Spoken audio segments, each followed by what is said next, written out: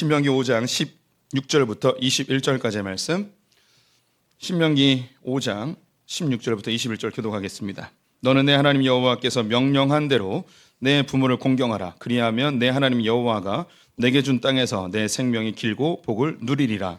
살인하지 말지니라. 간음하지 말지니라. 도둑질하지 말지니라. 내 이웃에 대하여 거짓 증거하지 말지니라. 내 이웃의 아내를 탐내지 말지니라. 내 이웃의 집이나 그의 밭이나 그의 남종이나 그의 여종이나 그의 소나 그의 낙이나 내 이웃의 모든 소유를 탐내지 말지니라. 아멘. 오늘도 주님의 보좌 앞으로 나오신 성도님들에게 하나님의 은혜와 평강이 함께 하시기를 축원드립니다. 옆손에게 반갑게 인사하겠습니다. 하나님은 당신 편이십니다. 감사합니다. 오늘은 십계명의 제5계명부터 10계명까지의 내용을 가지고 함께 은혜를 나눠보도록 하겠습니다. 하나님께서 우리에게 율법을 주신 이유, 하나님께서 우리에게 말씀을 주신 이유는 우리를 불편하게 하거나 귀찮게 하기 위함이 아니고 우리를 행복하게 하기 위함입니다. 생명력 넘치고 풍성한 삶을 살게 하기 위함이죠. 성경 구절로 확인해 보겠습니다. 신명기 10장 13절 말씀 같이 읽겠습니다. 내가 오늘 내 행복을 위하여 내게 명하는 여호와의 명령과 규례를 지킬 것이 아니냐. 하나님께서는 우리에게 행복을 위하여 하나님의 말씀, 율법, 계명을 주셨음을 꼭 기억해 주셨으면 좋겠습니다. 하나님이 인간을 창조하시고 우리에게 풍성하고 생명력 넘치는 삶을 살길 원하셨습니다. 그래서 에덴 동산에서 각종 모든 과일을 자기의 마음대로 임의대로 자유롭게 먹을 수 있게끔 그 풍성함을 허락해 주셨죠. 또한 그 생명력 있는 삶, 생명이 넘치는 삶을 살게 하기 위하여서 선악과를 따먹지 말도록 합니다. 선악과를 먹게 되면 죽을 거라는 거죠. 너의 생명이 지속적으로 유지되고 풍성해지기 위해서 이 선악과를 먹지 말라는 것이죠. 그런데 안타깝게도 사단의 미혹에 빠진 아담과 하와가 선악과를 먹음으로 인하여 생명을 잃게 되고 풍성한 삶도 잃어버리게 되었습니다. 죄는 관계를 단절시키는 능력이 있다고 여러 번 말씀드렸죠. 하나님과의 관계가 죄로 인하여서 단절되게 되었습니다. 그로 인하여 하나님께로부터 공급되어지는 안정감과 만족감을 잃어버리게 된 것이죠. 어린아이들이 부모님으로부터 안정감과 만족감을 얻어야 하듯이 모든 인간들은 하나님께로부터 안정감과 만족감을 얻게 되어 있습니다. 하지만 에덴 동산에서 쫓겨난 인류는 그 하나님과의 단절로 인하여 그 마음속에 있는 안정감과 만족감을 하나님이 아닌 다른 것으로 채우기 시작을 합니다. 미래에 대한 두려움, 상실에 대한 두려움, 실패에 대한 두려움을 이 땅에 있는 것으로 얻으려고 하게 되는 것이죠. 하나님은 에덴 동산에 쫓겨난 인류에게 그럼에도 불구하고 풍성하고 생명력 넘치는 삶을 살게 하기 위한 새로운 질서를 허락해 주셨습니다. 그 질서는 땀 흘리고 수고할 때에 열매를 얻음으로 풍성해진다는 겁니다. 또한 출산을 통하여 후대가 번성하는 것을 보면서 생명력 넘치는 삶을 살게 된다는 것이죠. 또 가시덩굴과 엉겅기를 통하여서 이것이 단지 삶의 고난이나 불행이 아니고 하나님께로 나아가는 통로가 되어지고 하나님을 찾는 수단이 되어집니다.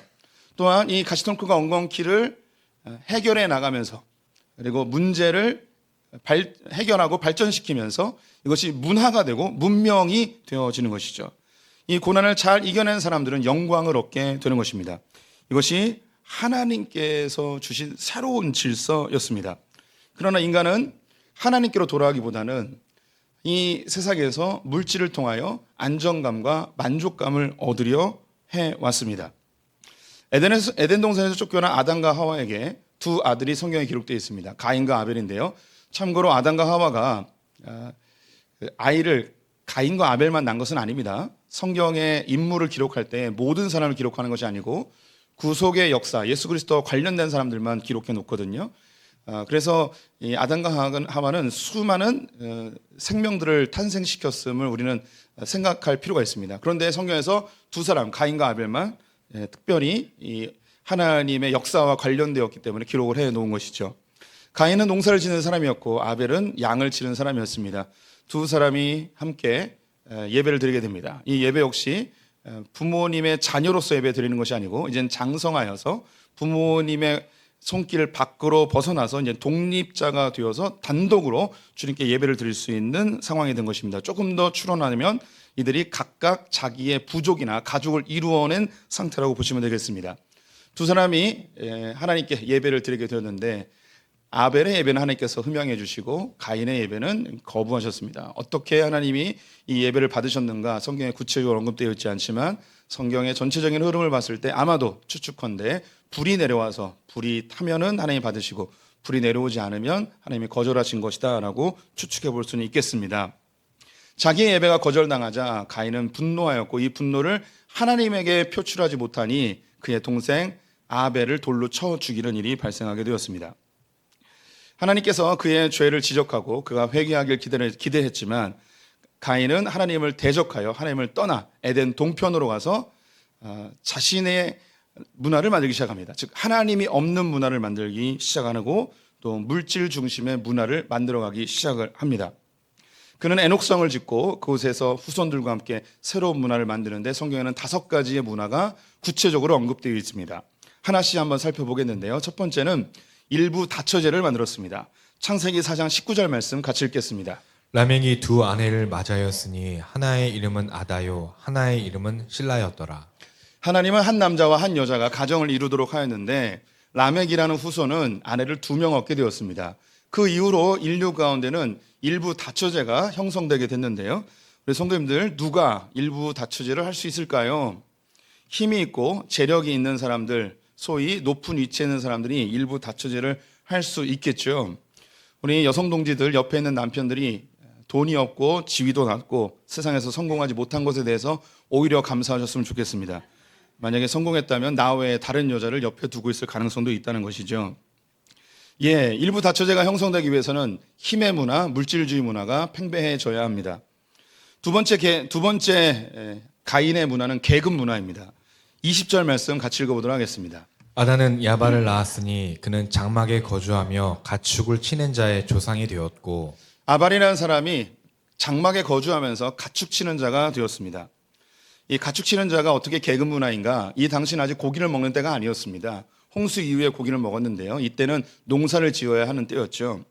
가인과 아벨의 가장 큰 갈등은 바로 이것이었습니다. 가인은 농사를 짓는데 힘들고 아벨은 양을 치니까 좀 덜 힘들어 보였나 봐요. 이것이 두 사람의 큰 갈등의 주 원인이었는데 그의 후손들은 이제 계급을 만들어서 자신들은 좀 더 편한 즉 장막 안에 머물면서 지시하고 지도하며 가축 치는 정도의 일을 하고 농사일은 그 밑에 있는 성경에 언급되어 있지 않지만 종들을 만들거나 계급을 만들어서 어려운 일을 하게 합니다. 이 계급의 문화는 뒤에 다시 한번 언급이 되는데요. 세 번째는요, 그들이 유흥 문화를 만들게 됩니다. 21절 말씀 같이 읽어보겠습니다. 21절 말씀. 그의 아우의 이름은 유발이니 그는 수금과 퉁소를 잡는 모든 자의 조상이 되었으며 네, 유발이라는 사람이 수금과 퉁소를 만들어서 노래를 하고 악기를 연주하게 됩니다. 이게 유흥의 문화인데요. 성도님들이 시간이 있고 돈이 있으면 그 시간에 뭘 하시겠습니까? 인류는 그 시간에 유흥을 즐기게 되죠. 그래서 인류학자들이 인간 문화의 발전을 연구해 보게 되면 이 문화는 하층민을 중심으로 만들어지지 않고 상류층을 중심으로 만들어져 있음을 발견하게 됩니다. 왜냐하면 돈과 시간이 있어야지 문화를 발전시킬 수 있거든요. 그래서 유럽의 문화가 귀족들을 중심으로 만들어졌습니다. 영화들 보시면 귀족들이 초상화 그리면서 미술이 발전하게 되고요. 식사하면서 무도회하면서 음악이 발전하게 되고 그리고 유명한 화가나 작곡가들에게 돈을 주고 음악과 미술을 만들게 하는 것을 알 수 있습니다. 지금도 좀 여행 좀 다니고 문화생활을 하려면 돈과 시간이 있는 사람만 누릴 수 있게 되는 것이죠. 세 번째 문화는 기술 문화입니다. 22절 말씀 같이 읽어보겠습니다. 신라는 두발가인을 낳았으니 그는 구리와 쇠로 여러 가지 기구를 만드는 자요 두발가인의 누이는 나아마였더라. 두발가이라는 사람은 구리와 쇠를 가지고 여러 기구들을 만들었습니다. 여러 기구를 만드는 기술 문명의 발전이 굉장히 좋아 보이죠. 근데 우리 성도님들 기술 문명의 발전이 꼭 우리에게 유익을 주는 것만은 아닙니다. 혹시 적정 기술이라고 들어보셨나요? 적정 기술은 그때에 그 사람들에게 딱 맞는 기술을 개발해서 제시해 주는 것을 적정 기술이라고 이야기합니다. 하지만 우리가 지금 사용하고 있는 기술은 적정 기술이 아닙니다. 이건 지나친 기술입니다. 왜 지나치다 이야기하는가? 기술을 발전시켜서 성도님들의 돈을 얻어내는 상품의 기술만 발전하고 있습니다. 제가 한번 유튜브에서 콘서트장을 유튜브로 보여주는 짧은 영상을 보았습니다. 많은 20대 대학생들이 콘서트 하는 장면을 카메라로 다 찍고 있었습니다. 이 카메라로 찍는 것을 다른 사람이 찍었어요. 그런데 그 장면에서 뭘 보여주고 싶었냐면 거의 뭐 수십 명의 사람이 사진을 찍고 있었는데 모든 사람이 한 명도 예외 없이 한국이었어요. 모든 사람이 아이폰을 갖고 있었습니다. 한 명도 예외 없이. 갤럭시는 한 명도 없었습니다. 우리 성도님들이 자녀들에게 핸드폰을 사주고 싶다면 갤럭시를 사주면 애들이 싫어합니다. 아이폰을 좋아합니다. 이게 그냥 문화예요, 문화. 뭘 갖고 있느냐에 의해서 그 사람의 신분이 달라집니다. 우리 성도님들 비닐봉지 가지고 다니는 여자와 루이비통을 가지고 다니는 여자 중에 어떤 여자가 더 멋져 보이십니까? 우리가 어떤 기술 제품을 갖고 있느냐에서 달라요. 어떤 차를 타고 다니느냐에서 사람이 계급이 달라지는 것이죠. 기술 문화가 점점점 더 돈 있는 사람 중심으로 움직여지고 있다는 사실을 발견할 수 있습니다. 마지막으로 제일 안 좋은 건데요. 법률을 제정하게 됩니다. 23절, 24절 말씀 같이 읽어보겠습니다. 라멕이 아내들에게 이르되 아다와 실라여 내 목소리를 들으라. 라멕의 아내들이여 내 말을 들으라. 나의 상처로 말미암아 내가 사람을 죽였고 나의 상함으로 말미암아 소년을 죽였도다. 가인을 위하여는 벌이 7배일진데 라멕을 위하여는 벌이 77배이로다 하였더라. 네, 라멕이라는 사람이 종을 데리고 있었습니다. 소년 하나가 있었는데 일을 하다가 자기에게 상처를 입힌 거예요. 그래서 열받아가지고 죽여버렸습니다. 여기에서 이제 계급이 있다는 것을 알 수 있겠죠. 그런데 죽였어요. 문제는 뭐냐면 가인이 사람을 죽였을 때 복수하지 못하도록 하나님이 너를 상하게 하면 7배의 벌을 더해 줄 거야. 하나님이 법을 만들어 주셨거든요. 근데 이 라멕이 스스로 나를 해치는 자가 있다면, 나에게 복수하는 자가 있으면 77배의 벌을 더할 것이다라고 스스로 법을 정해버리죠. 예, 이 시대가 자기의 재산이나 기득권을 더 오랫동안 유지하기 위해서 자기가 직접 정치인이 되거나 혹은 정치인에게 로비를 해서 자기의 기득권과 재산을 보호할 수 있는 법을 제정하는 건 요즘만의 일이 아니고 5,000년 인류 역사 가운데 늘 반복되던 일이었습니다. 예, 이것을 뭐라 이야기하는가? 물질주의의 힘의 질서라고 이야기합니다. 강한 자들이, 많이 소유한 자들이, 능력 있는 자들이 없는 자들을 갈취하고 이용하고 착취하고 유린하는, 그리고 자기가 이미 가지고 있는 많은 재산과 기득권을 법을 제정하여서 권력을 통하여 이것을 보호하려는 이 시대의 문화, 흐름, 이것이 창세기에서부터 인류 가운데 하나님을 벗어난, 하나님의 질서에서 벗어난 사람들이 만들어내는 물질주의 문명입니다. 가인의 문화는 점점 확장되어서 아담의 후손들에게까지 완전히 점령되게 됩니다.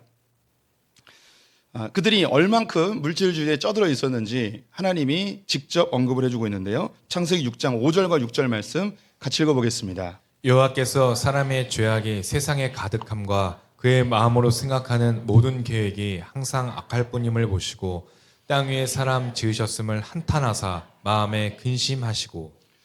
예, 최초의 인류는 모든 생각하고 계획하는 것이 악할 뿐이었습니다. 이 악이라는 것이 착한 일, 나쁜 일 그런 개념이 아니고 하나님 편에 서는 것을 선이다 이야기하고 하나님 편에 서지 않는 것을 악이라고 이야기합니다. 이들을 그대로 놔뒀다가는 인류가 완전히 엉망진창이 될 것을 아시기에 노아의 가족을 제외하고 홍수로 다 멸망시키기로 결정을 하셨죠. 하나님이 직접 창조하신 인류를 그렇게 멸망시키는 것이 결코 유쾌한 일이 아니셨습니다. 하나님 굉장히 힘들게 결정하신 것이죠. 그럼에도 불구하고 이 땅에 하나님의 나라를 만들어야 하기에 그 최초의 인류는 물의 심판으로 멸망하게 됩니다. 도대체 그들이 어떤 삶을 살았길래 어떤 악을 계획하고 자행하였기에 이렇게 심판을 당하게 되었는가? 예수님께서 그 이유를 구체적으로 언급해 주십니다. 마태복음 24장 말씀을 같이 읽어보겠습니다. 홍수 전에 노아가 방주에 들어가던 날까지 사람들이 먹고 마시고 장가들고 시집가고 있으면서 홍수가 나서 그들을 다 멸하기까지 깨닫지 못하였으니 인자의 임함도 이와 같으니라. 네, 노아의 홍수 때에 사람들이 생각하는 모든 악함이 뭐였냐면 먹고 마시고 시집가고 장가가는 것이었습니다. 그들은 어떻게 하면 잘 먹고 잘 살까를 생각하고 있었고요. 그들은 어떻게 하면 시집장가 잘 가서 편안하게 안전하게 살 수 있을까, 그리고 내 자식들 어디에 시집장가 보내야지 안전하게 살 수 있을까, 이걸 생각하고 있었던 거예요. 그들이 뭐 엄청나게 사람을 죽이거나 빼앗거나 음란하게 산 게 아니고 그래 생각하는 모든 것은 어떻게 하면 이 땅에서 잘 먹고 잘 살까, 어떻게 하면 시집장가 잘 갈까, 이것만 생각하고 살았다는 것이죠. 그래서 그들이 홍수로 다 멸망을 받았다는 거예요. 그런데 주님이 더 무서운 이야기를 하시는데, 예수님이 다시 오시는 그때 마지막 종말의 때를 보게 되면 모든 사람들이 다 그렇게 살고 있을 거라는 거예요. 다 어떻게 하면 잘 먹고 잘 살까, 이 생각만 하며 살아가게 된다는 것이죠. 하나님은 노아를 통하여서 새로운 인류를 계획하셨고, 그 새로운 인류가 사람을 번성케 하며 인류가 형성되게 되는데요. 안타까운 것은 홍수 이후에 이 세상은 그 전보다 더 살기 어려워졌다는 것입니다. 홍수 이전에는 이 지구를 궁창이라는 것이 감싸고 있었습니다. 마치 온실과 같은 거예요. 그래서 기후에 큰 변화가 없이 아주 온화한 그런 환경 속에서 모든 식물과 사람들이 아주 풍성함을 누리며 살 수 있게끔 하셨습니다. 하지만 홍수로 인하여서 그때의 궁창이 무너져 내리며 지금의 지구의 상태가 되었습니다. 그때 이제 대륙이 이동하게 되어지고 큰 심해가 생기고 높은 산맥들이 생기게 되죠. 그리고 궁창이 없어짐으로 인하여서 태양열에 의하여 사막이 생기기도 하고, 또 일부 태양이 집중되는 곳에는 밀림이 생기기도 하고, 사람들이 살아갈 수 있는 지역들은 한정되게 되었습니다. 그래서 더 먹고 살기가 어려워지게 된 것이죠. 그로 인하여 사람들은 하나님을 찾기보다는, 그 어려운 환경에서 주님께 나아가기보다는 또다시 어떻게 하면 잘 먹고 잘 살까를 생각하는 물질을 통하여 안정감과 만족감을 얻으려는 문화로 흘러가게 됩니다. 그 극점에 있는 것이 뭐냐면 바벨성이라는 거예요. 바벨성을 쌓고 그 안에 들어가 안전하고 그리고 성공한 인생을 꿈꾸며 살아가게 됩니다. 그들은 높은 곳에 탑을 쌓아 하나님 없이도 살 수 있는 상징물로 만들게 되었죠. 그 이후로 바벨성은 인류가 추구하는 물질주의의 가장 대표적인 은유물로 사용하게 됩니다. 그리고 성경은 마지막 때에 사람들이 다 하나님을 버리고 물질을 통하여 안정감과 만족감을 얻으려 하는 이 세대의 흐름 속에서 마지막 멸망에 대한 이야기를 이렇게 기록하고 있습니다. 요한계시록 18장 2절 말씀 같이 읽어보겠습니다. 힘찬 음성으로 외쳐 이르되 무너졌도다 무너졌도다 큰 성 바벨론이여, 귀신의 처소와 각종 더러운 영이 모이는 곳과 각종 더럽고 가증한 새들이 모이는 곳이 되었도다. 마지막 때에 이 바벨론이 무너져 내린다는 거예요. 이 물질주의 문명이 무너져 내리게 된다는 거죠. 이 물질주의 안으로 온갖 가증한 것들과 귀신들과 가증한 새들이 다 몰려든다는 거죠. 여기에 먹잇감이 있다고 생각해서 모두가 다 달려들게 되는 거죠. 지금 온 인류가 어떻게 하면 잘 먹고 잘 살까의 혈안이 돼서 다 이 바벨론 안으로, 물질주의 안으로 다 몰려들고 있습니다. 하나님께서 하나님 없는 세상 만들려 했던 이 바벨성에서 하나의 벽돌을 뜯어내십니다. 자기 이름을 내고 흩어짐을 면하려 하였던, 많이 갖고 많이 소유하고 더 강해지고 더 높아지려 하는 이 가치관 속에서 한 사람을 뜯어내시죠. 성경에서 그걸 뜨인 돌이라고 합니다. 뜯어낸 돌. 자기의 이름을 내려 했던 그곳에서 뜯어낸 이 돌을 가지고 주님은 가나안 땅으로 인도해 가십니다. 그 뜯어낸 돌이 누구냐? 아브라함입니다. 하나님은 이 바벨론에서 자기 이름을 내고 안전을 추구하는 이 문화 속에서 한 사람을 뜯어내서 바벨성이 아니고 새로운 성을 만들려고 하는데, 그 성의 이름은 하나님의 도성이라고 합니다. 다른 말로 하나님의 나라라고 하는 거죠. 그래서 이 아브라함은 믿음의 조상이고 하나님 도성의 첫 벽돌이 됩니다. 그의 후손들이 모여서 하나님 나라를 만들게 되는 것이죠. 이 가나안 땅으로 인도받은 이 아브라함은 자기의 선택의 의지와 관계없이 그는 직업이 결정돼 버립니다. 왜냐하면 그는 땅이 없었기 때문에 유랑하며 양을 쳐야 되는 유목민의 삶을 살게 됩니다. 유목민은 성을 짓지 못하는 사람들입니다. 그 어떤 안전장치도 마련할 수 없는 사람이죠. 그래서 아브라함을 비롯한 유목민들은 늘 언제나 도적대의 위협과 맹수들의 위협에 노출되어 있는 극도의 불안함과 두려움 속에 살아가는 삶입니다. 그래서 그들은 무엇인가 의지할 수밖에 없고 무엇인가 도움을 청할 수밖에 없죠. 그래서 아브라함은, 즉 유목민들은 두 가지의 도움의 방법밖에 없습니다. 하나는 무엇이냐면 하나님입니다. 하나님이 자기를 보호해 주셔야만 도적과 맹수들로부터 보호받을 수 있습니다. 그래서 유목민들은 잠을 자기 전에 하나님께 기도할 수밖에 없습니다. 하나님, 내가 잠든 사이에 맹수나 도적이 오지 않게 보호하여 주시옵소서. 아침에 무사히 일어났다면 주님, 밤 사이에도 나를 지켜주시니 감사합니다. 오늘 하루도 주님이 인도하심을 받아 푸른 초장과 맑은 물가로 인도해 주시길 간절히 소망합니다. 하나님밖에 의지할 수 있는 게 없는 것이죠. 그래서 아브라함의 후손도 우리의 믿음의 조상들은 하나님에 대해서 이렇게 고백하게 됩니다. 하나님 나의 산성이시요 반석이시요 나의 피할 바위시요 나의 요새이십니다 라고 고백을 하게 되는 거죠. 그 가나안 땅에서 성을 지을 수 없는 유목민들이 보이지 않는 성이지만 하나님이 나를 지키고 보호하신다는 것을 신뢰한 고백입니다. 또한 이 유목민들이 의지할 수 있는 것이 또 하나 있는데 그것이 뭐냐면 바로 형제들입니다. 이웃이라는 거예요. 성도님들이 아시듯이 중동 지방의 유목민들은 다른 부족들과 동맹 관계를 맺고 있습니다. 한 부족이 도둑들로부터 공격을 당하게 되면 다른 동맹의 부족들이 함께 모여서 전쟁을 치러줍니다. 왜냐하면 이 부족들이 힘이 연약하기 때문에 함께 힘을 모아야만 이것을 대적할 수 있죠. 또한 도적대에 의해서 모든 것을 다 빼앗겨서 겨우 목숨만 구제된 이 사람들은 광야를 그냥 걷게 되는 나그네로 변하게 됩니다. 그때 이 베두인들, 유목민들은 이 나그네를 발견하면 무조건 집으로 들여와서 먹이고 재우는 일을 해야 되는 거죠. 심지어 그가 다시 재기할 수 있도록 여자를 제공해줘서 그의 가문을 일으키는 일까지 베두인들은 하고 있습니다. 지금도 이스라엘 베두인들은 길 가는 나그네를 아무 조건 없이 맞아주고 있습니다. 왜 그런가? 나도 언젠가 이 사람처럼 나그네가 될 수 있는 위험 속에 늘 노출되어 있기 때문에 나의 이웃을 내 몸처럼 사랑하지 않는다면 이 사람은 살아갈 수가 없는 거예요. 그래서 이 아브라함은 그리고 유목민들 이스라엘은 하나님을 의지하고 이웃을 의지하게 되는 거죠. 아브라함의 후손들이 이스라엘이 되었고 이스라엘이 가나안 땅에 들어갈 때 하나님이 그 땅에서 가장 풍성하고 생명력 넘치는 삶을 살게 하기 위한 율법들을 제시해 주시죠. 그 방법을 알려주시는 거예요. 그 방법을 대표하는 것이 십계명이고 이 십계명을 두 가지로 압축하면 무엇인가? 첫 번째는 내 마음과 뜻과 정성을 다해서 하나님을 사랑하라. 다른 하나는 내 이웃을 내 몸처럼 사랑하라입니다. 우리는 지난 3주 동안 1계명부터 4계명까지 하나님 사랑에 대한 이야기를 함께 해보았습니다. 그러면서 제가 강조했던 게 도표를 꼭 잊지 말아달라고 했습니다. 하나님이 인간을 창조하셨고 인간을 위해 물질을 만들어 주셨습니다. 우리는 이 물질을 가지고 기쁘고 풍성한 삶을 살아가는 거예요. 그리고 이 물질을 잘 다스리고 통치하여 경작함으로 하나님께 영광이 되고 예배가 되는 거죠. 경작이라는 단어가 히브리 말로 예배라는 단어와 똑같다고 말씀드렸습니다. 우리 성도님들의 가정을 경작하는 것, 직업, 직장, 일터, 내게 주어진 재물, 물질 모든 것들을 내가 잘 경영하여 경작하여 잘 다스림 이 자체가 하나님께 예배가 되는 것이고 영광이 되는 것이에요.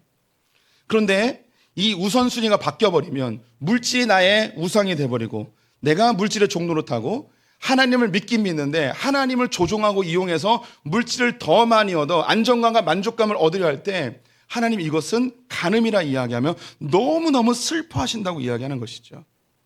그래서 우리 성도님들은 물질이 나에게 주어진 선물이고 이걸 잘 다스리는 것이 하나님께 예배이고 영광이라는 사실을 꼭 기억해 주십시오. 하나님보다 더 높아진 것이 존재하면 안 될 것입니다. 이제 이웃과 관련된 5계명부터 10계명을 보도록 하겠습니다. 제 5계명은 부모를 공경하라는 것이고 6계명은 살인하지 말라, 7계명은 간음하지 말라, 8계명은 도둑질하지 마라, 9계명은 거짓 증거하지 마라, 10계명은 내 이웃의 소유물을 탐내지 말라고 이야기하고 있습니다. 이 6가지는 깊이 연관성이 있는데요. 우리 물질주의는요, 개인의 삶을 파괴할 뿐만 아니라 인간관계에 엄청난 큰 파괴를 일으킵니다. 물질주의는 인간관계에 엄청난 영향을 미쳐요.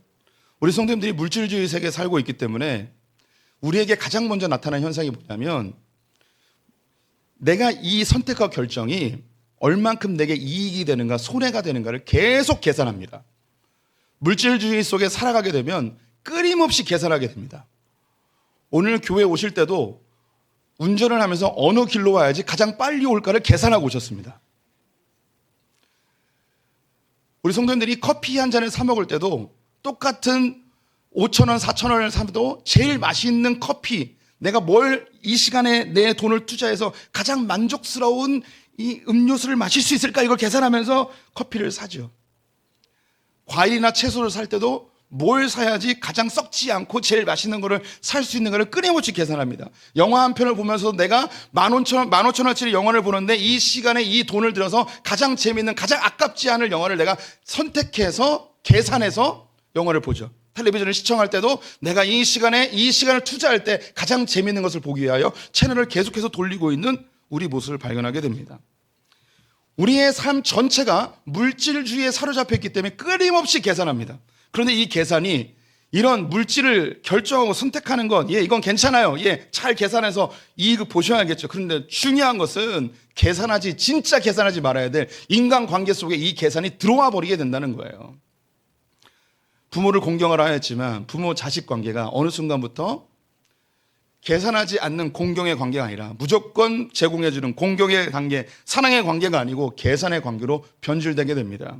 많은 부모님들이 자식에게 이야기합니다. 내가 너에게 못해준 게 뭐냐고, 이렇게 다 해줬으면 너는 이 점수를 맞아야 되는 거 아니냐고. 부모와 자식이 거래 관계가 돼버리는 것이죠. 부부 관계에서 왜 나만 고생하냐고, 당신은 뭐 하고 있는 거냐고, 집구석에서 내가 벌어다 주는 거 가지고 뭐 하고 있는 거냐고, 나는 놀고 있냐고 하면서 서로 싸우죠. 요즘 제가 오은영 박사님의 결혼 지옥을 자주 보고 있어요. 그걸 보면 케이스는 다 다른데 공통점이 있어요. 다 손해봤대요. 다 자기가 손해봤대요. 다 자기가 상처받았대요. 그래서 못 살겠대요. 왜 이렇게 다들 손해보고 산다고 생각을 할까요? 인간의 마음속에 이 물질주의로 부부 관계는 사랑해서 사랑하면 뭐든지 주는 관계인데 어느 순간부터 계속 계산해요. 내가 설거지를 했으면 너는 빨래를 해야 돼. 내가 청소를 했으니까 너는 화장실 청소를 해야 돼. 뭔가 내가 이만큼 했으니까 너도 이만큼 하라는 계속해서 계산을 하죠. 그런데 이 나쁜 남편들은 안 하죠. 네가 다 해라 하고 그러죠. 부모 관계 속에서도 부모님이 나이 들고 병들면 부모님 건강 걱정하는 것보다는 부모님이 병원 가면 돈 얼마가 들까를 생각하게 됩니다. 부모님이 오랫동안 병원에 있으면 시간을 내서 간병해야 되는데 그 시간을 내가 어떻게 내야 되는가, 시간을 계산하고 있는 우리의 모습을 발견하게 되죠. 때로는 그 모든 것들이 싫어서 부모님이 빨리 죽었으면 좋겠다라는 생각도 하게 됩니다. 이게 우리의 모습이에요. 살인하지 말라고 이야기합니다. 사람들이 왜 살인을 할까요? 손해봤기 때문이에요. 감정의 손해를 본 거예요. 내가 상처받았다는 거죠. 이 상처받은 걸 견딜 수 없는 거예요. 그래서 죽여버리는 거죠. 물질의 손해를 보는 거예요. 다른 사람이 나를 사기쳤어요. 나의 돈을 뺏어갔어요. 그럼 열받아서 못 사는 거예요. 손해봤기 때문에 죽여버리는 거예요. 육체적인 손해를 보는 거죠. 상해를 입은 거예요. 내가 다쳤어요. 내가 눈이 밤탱이가 됐단 말이죠. 그럼 상대방의 눈을 밤탱이로 만드는 게 아니고 그 새끼, 그러면 죽여버리는 거죠. 네. 혹은 더 많은 이익을 얻기 위해서 다른 사람을 죽여서 빼앗는 경우도 있습니다. 간음하지 말라고 합니다. 육체적인 쾌락을 더 많이 누리기 위해서, 더 쾌락적인 것을 누리기 위해서 많은 성적 상대들을 만드는 것이 우리 인간의 모습이죠. 도둑질하지 말래요. 더 많이 얻기 위해서 다른 사람을 사기치거나 속이거나 빼앗거나 하게 되는 거죠. 성경은 도둑질하지 말라는 것이 단지 빼앗는 것을 의미하는 것이 아닙니다. 내가 노력하고 수고하지 않은 것을 얻는 것을 모두가 다 도둑질이라고 이야기해요. 그래서 우리 기독교는 처음부터 끝까지 늘 공통적으로 이야기하는 것이 도박하지 마라, 복권하지 마라 이야기하는 거예요. 왜? 내가 수고하지 않고 땀 흘리지 않았기 때문에, 이것은 내가 거저 얻는 것 같지만 이건 성경이 이야기하기를 땀 흘리지 않고 수고하지 않았기 때문에 이건 도둑질이라고 이야기하는 거예요. 절대 손해보려 하지 않죠. 남의 것은 빼앗아도 내 건 절대 빼앗기려 하지 아니하는 우리의 모습을 발견하게 됩니다. 탐욕, 더 많은 물질을 얻고 더 높아지고 더 강해지려 하는, 이미 충분히 있음에도 불구하고 더하는 우리의 탐욕. 탐욕은 성경에서 우상숭배라고 이야기합니다. 성도님들, 제가 이야기하는 것 성도님들 다 알고 있는 거예요. 물질주의에 휩싸이게 되면 이 세상은 그렇게 흘러가요. 다 안 좋은 거 알고 있어요. 우리 성도님들이 이렇게 살면 안 되는 거 다 알아요. 잘못된 거 다 알아요. 아니, 교회 안 다니는 사람들도 이렇게 물질주의에 휩쓸려 가는 거 다 안 좋은 거 알아요. 그러면서 이 세상이 멸망할 것까지도 예측하고 있어요. 그런데 놀라운 게 뭐냐면 그럼에도 불구하고 거기서 나올 수 있는 사람이 없다는 거예요. 다 알면서도, 이러다간 다 죽는 거 알면서도 이렇게 된 인간들이 다 인간성이 말살되어지고 그 모든 관계들이 이익의 관계로 긴장과 서로 속고 속이는 죽음의 관계로 변질되는 걸 다 알면서도 여기서 나오지 못해요. 우리는 그 안에서 나올 수 있는 능력이 없어요. 그리고 죽고 싶다 이야기하죠. 그때 하나님이 우리에게 손을 내밀어 주십니다. 너 그거 잘못된 거야. 내가 새로운 길을 알려줄게. 사람은 수고하고 땀 흘린 대로 살아야 되는 거야. 자손들을 번성시켜서 후대의 번성을 보며 사는 거야. 고난이 오는 거 두려워하지 말고 이것을 발전시키고 극복해내면 이것이 문화가 되고 문명이 되고 너의 성장이 되는 거야 하며 그곳에서 우리를 끄집어내시죠. 그런데 이 세상에 소위 성각자들이나 사상가들이나 철학자들, 이런 사람들은요, 성경이 아니어도 그걸 깨달아요. 그래서 지금도 많은 사람들에게 알려주죠. 자기에게 주어진 직업에서 최선을 다하고 성실하게 일하는 것이 훨씬 유익합니다 라고 여러 통계자들을 제시하면서 살으라고 해요. 그런데 사람들이 그렇게 살지 않아요. 어떻게 하면 최소로 투자해서 최대한 많은 유익을 얻을 수 있을까? 어떤 종목에 투자해서 내가 뻥튀기가 될까? 어떻게 하면 내가 일하지 않고 편안하게 살 수 있을까? 이것을 생각하죠. 이때 도표가 나와야 돼요. 이곳에서 이쪽으로 오라는 거예요. 하나님이 제시하신 방법으로 살라고 이야기하는 거죠. 그런데 주님이 이 중간 단계, 이건 예수 안 믿는 사람들도 깨달아요. 예수 안 믿는 사람들도 알아요. 고난이 우리를 발전시키는 것도 알고, 고난을 통해서 사람이 성장하는 것도 알고, 그 고난을 극복하면 문명이 되는 것도 알고, 자녀를 많이 낳아야 되는 것도 지금 나라에서 얼마나 얘기하고 있어요. 그리고 그 요행을 바라지 않고 괜한 데 투자해서 다 잃어버리지 말고 비트코인 같은 데 관심 갖지 말고 열심히 성실하게 일하는 사람들이 훨씬 저금하고 이런 게 재정 전문가들이 다 얘기하는 거예요. 그래, 교회 안 다녀도 알아요. 그런데 주님은 여기까지 오길 원해요. 이스라엘 백성들에게 이걸 알려줬어요. 율법을 잘 지키면 너는 행복하고 풍성하고 생명 넘치게 살 수 있을 거야 라고 생각을 알려주셨죠. 근데 이스라엘 백성들이 이걸 잘 지켰어요. 잘 지켰는데 그럼 풍성하고 생명 넘치는 삶을 살았냐? 아니에요. 못 살았어요. 왜 못 살았냐면 그들은 어떤 생각을 했냐면 내가 살인하지 않고 간음하지 않고 도둑질하지 않았습니다. 그러면 내가 이렇게 율법을 잘 지켰으니 주님 그러니 저를 높여주세요. 더 많은 돈 주세요. 더 많이 성공하게 해주세요. 이렇게 변질돼 버렸어요. 하나님 주신 질서대로 사는 게 아니라 내가 율법을 다 지켰으니 하나님 이런 복들 주세요 라고 물질주의로 다시 돌아가 버린 거죠. 이걸 예수님께서 만난 한 젊은 부자를 통해서 명확하게 알려줍니다. 한 젊은 부자가 예수님을 찾아와서 무엇을 하여야지 영생을 얻을 수 있습니까? 라고 묻습니다. 네가 계명을 다 지켜라 라고 했더니 네 주님, 네 선생님, 저는 간음도 안 했고 도둑질도 안 했고 네 이거 안 했습니다. 그랬더니 예수님이 뭐라 이야기하는가? 잘했다. 그러면 이제 네가 가지고 있는 재물을 팔아서 가난한 자들에게 나눠주라. 그랬더니 그 부자 청년은 근심하며 돌아가게 됩니다. 이 부자 청년이 율법을 잘 지켰던 이유가 뭐냐면 하나님의 질서대로 살려고 한 것이 아니고 이 율법 잘 지키면 더 큰 부자가 될 거라고 생각을 한 거예요. 이것에 만족하지 못해서 예수님께 찾아와서 내가 더 잘 될 수 있는 방법을 알려달라는 거죠. 예수님은 우리를 하나님의 질서로 들어오게 하는 것뿐만 아니라 우리를 더 멋진 세계, 진짜 에덴 동산에서 하나님 한 분만으로 만족하고 평안한 상태까지 이르게 하기 위해서 이 땅에 오셨어요. 그리고 십자가에 달려 죽으시면서 그 길을 열어주셨죠. 그래서 이 안에 들어온 자들은 단지 하나님의 질서로 풍성하고 생명 넘치는 삶을 뛰어넘는 가난하건 부자이건 연약하던 건강하든 낮게 있건 높게 있건 관계없이 삶의 큰 기쁨과 생명력 넘치는 삶을 살게 됩니다.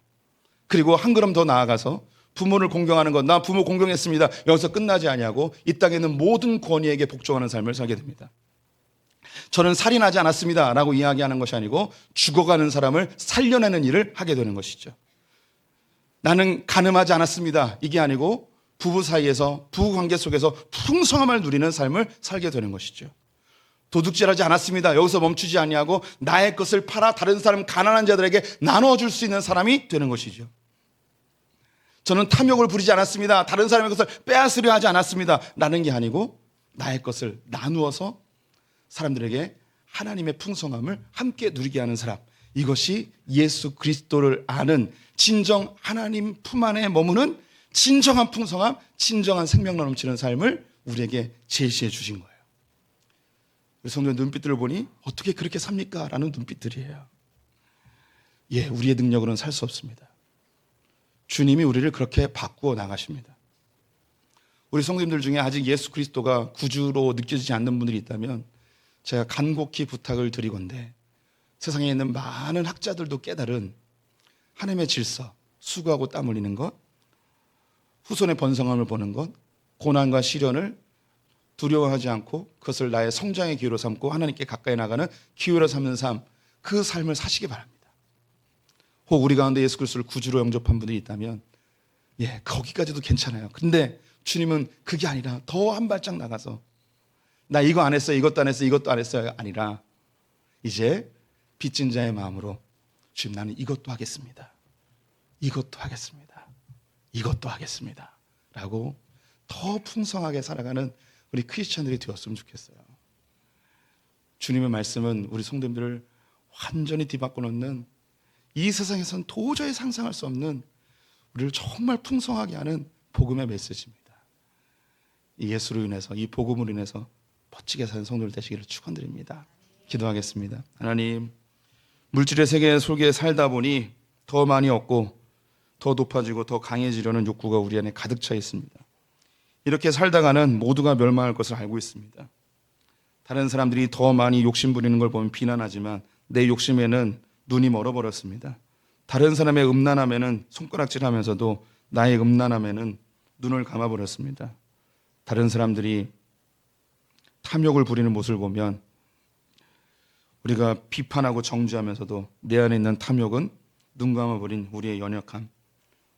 하나님, 이 멸망의 길에서 우리가 도저히 헤어날 수 없었지만 주님 우리를 건져주시니 참으로 감사합니다. 하나님, 우리가 살인하지 않고 간음하지 않고 도둑질하지 않는 여기서 멈추는 것이 아니라 더 나아가 사람을 살리고 사람에게 나누어주고 권위를 인정하는 더 성숙된 하나님의 풍성함을 누리는 멋진 크리스찬들 되게 하여 주시옵소서. 지금 우리 주 예수 그리스도의 은혜와 하나님 아버지의 무한하신 사랑과 성령의 교통하심이 하나님의 질서 안에 살며 더 나아가 주님 품 안에서 멋지게 살기로 고백하는 소풍의 모든 성도들과 우리 자녀들과 저 북에 있는 형제자매들 열방의 성교 사람들 외침부터 영원토록 함께 있을지어다. 아멘.